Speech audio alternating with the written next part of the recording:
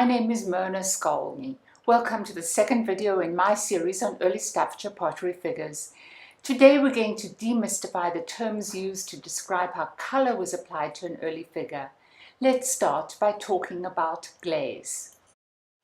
After its first firing in the kiln, a Staffordshire figure was not the prettiest of objects. It was dull, white and porous, and it stained readily. Imagine a white terracotta garden pot, if you will. More than 2 centuries after it was made, this figure of St. George and the Dragon is clean and bright. That's because it has been coated with glaze that makes the surface impermeable to moisture and dirt. Glaze is a clear, glassy, lead-based liquid that was applied to the figure, and then the figure was fired yet again to a temperature of 1050 degrees centigrade. By 1780, Staffordshire's potters were adding cobalt to the glaze, so glaze most often had a blue tinge. Bluing the glaze whitened the appearance of the body in much the same way that adding bluing to a white laundry load whitens it. But consumers wanted colour, and by 1780 potters had developed distinct colouring techniques to meet that demand. There were 3 methods of adding colour. It could be mixed in with the glaze, or it could be applied under the glaze, or it could be applied on the glaze. As we'll see, each technique had different costs and achieved a different result. Let's start by mixing coloured oxides into clear glaze. This technique yielded a figure described as decorated in coloured glazes. The technique worked like this. Having fired the figure to a hard white state, the potter would mix colour with glaze, carefully paint the assorted coloured glazes onto the figure, and then fire it again to 1050 degrees centigrade. Colouring the glaze transformed an otherwise anemic figure into a glowingly beautiful object that radiated a serene vitality. This squirrel was decorated with coloured glazes. Much of the body was painted with clear glaze tinged with cobalt, as we discussed. Greens, yellows and browns are used elsewhere. The colour is integral to the glaze, and the result is rather glorious because it has a depth to it akin to the colour on an old stained glass window.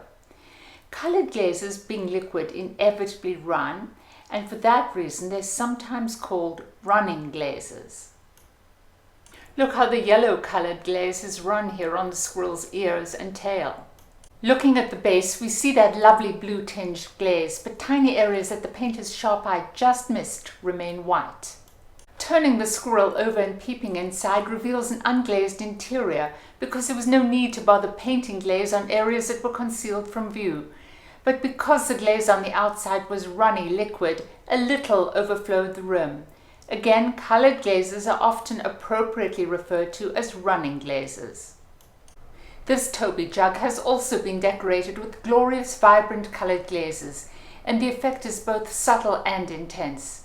The colours have puddled in the recesses of the figure, highlighting the modelling, but as with the squirrel, colours also run into areas where it was not intended to be. Another problem, decorating with coloured glazes accommodated broad swathes of colour, but it lacked finesse. It was almost impossible to paint delicate patterns on clothing or refine facial features. Imagine how difficult it was to add laces to Toby's shoes. Coloured glazes presented another challenge, ensuring complete surface coverage. Before firing and in their liquid state, the glazes were very pale and translucent, so it was easy for the painter to miss small areas, especially as the lighting then was poor. The arrows here point to some of the small unglazed areas that the painter just missed. Of course, the painter took extra care to completely coat the inside of the jug with glaze so that it could hold ale. But there was no need to waste resources painting glaze beneath, so the bases of most colour glazed figures are unglazed. As you look at these fine colour glazed figures, note that colour glazes had yet another limitation. The coloured oxides able to withstand the high firing temperature of 1050 degrees centigrade were limited to greens, blues, browns, purples, yellow, black and grey, as we see here.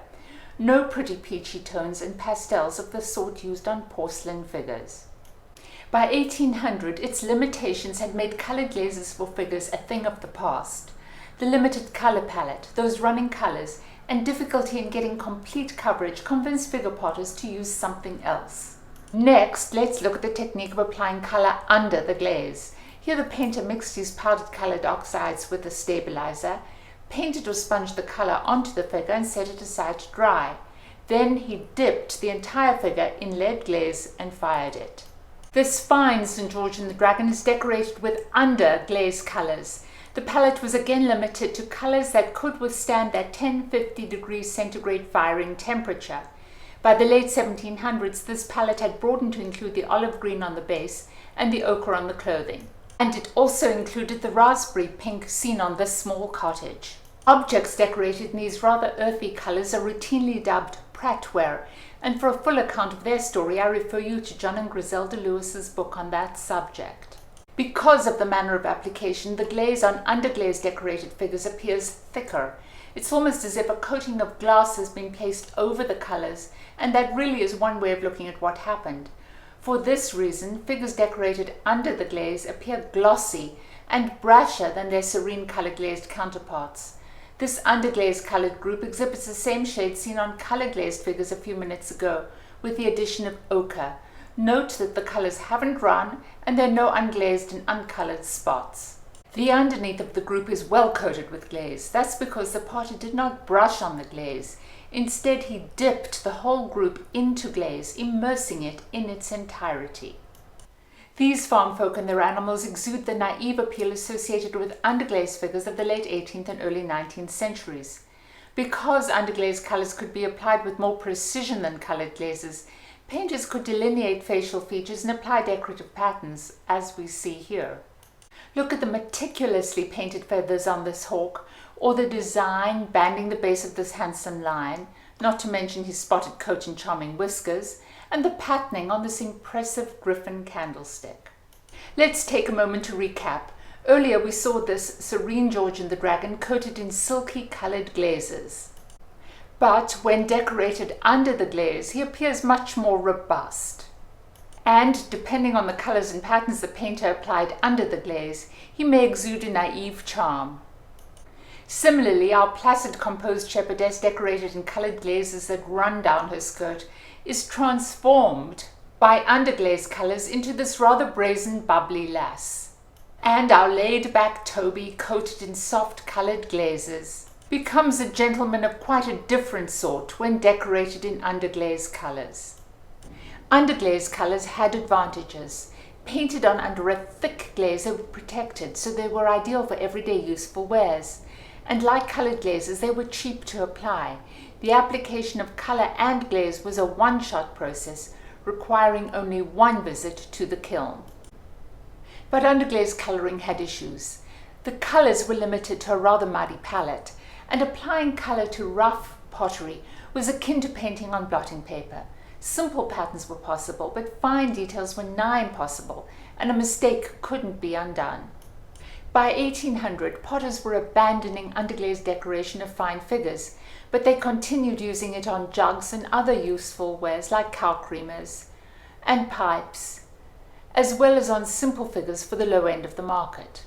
By 1780, enamel colours applied on top of glaze was a relatively new but greatly improved technique for colouring fine figures.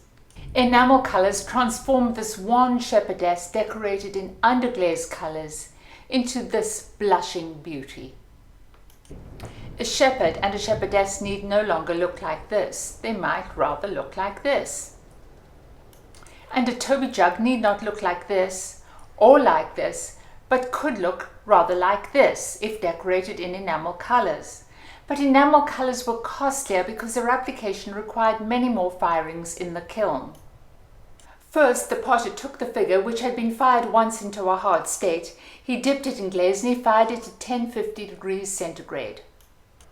The figure, coated in glaze, looked rather like this. Had the potter used coloured glazes or underglaze colours, his work would now be done.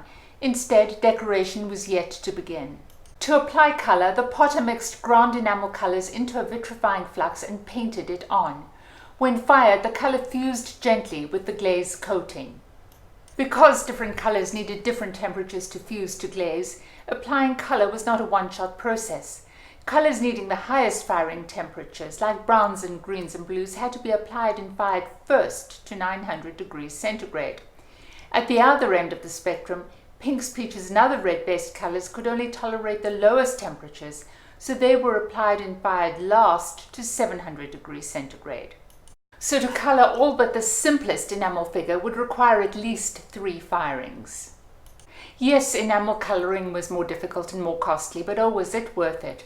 The colour range was dazzlingly glorious, so charming and so pretty, and just like the colours on costly porcelain figures. And with enamel colour applied all the way around, as was the norm until after 1840, pottery figures were deserving of space in the homes of the wealthiest consumers. Given a silky smooth surface for their paint, skilled artists adorned figures with fine facial features and the most delicate skin tones. Dress patterns evolved beyond stripes and spots, and the clothing of ladies and even that of gentlemen sported refined floral motifs. Enamel colours enabled painters in England's pot banks to create their own masterpieces, and they fashioned intricate designs with great precision. Look at these exquisitely painted shells or the fabulously decorated dolphins behind them. Here, Geoffrey Chaucer on the left stands alongside Sir Isaac Newton on the right. Both men wear floral garb, but who can fail to be amazed at the minute detail on the celestial globe at Newton's side? Last but not least, enamel colours inspired an evolution in figure design. Figures became more intricate, more imaginative, and they captured both colour and movement. By 1810, figures of St. George and his dragon had come to look like this. Enamel colours were keepers because of their comprehensive colour range and because they lent themselves to precise application.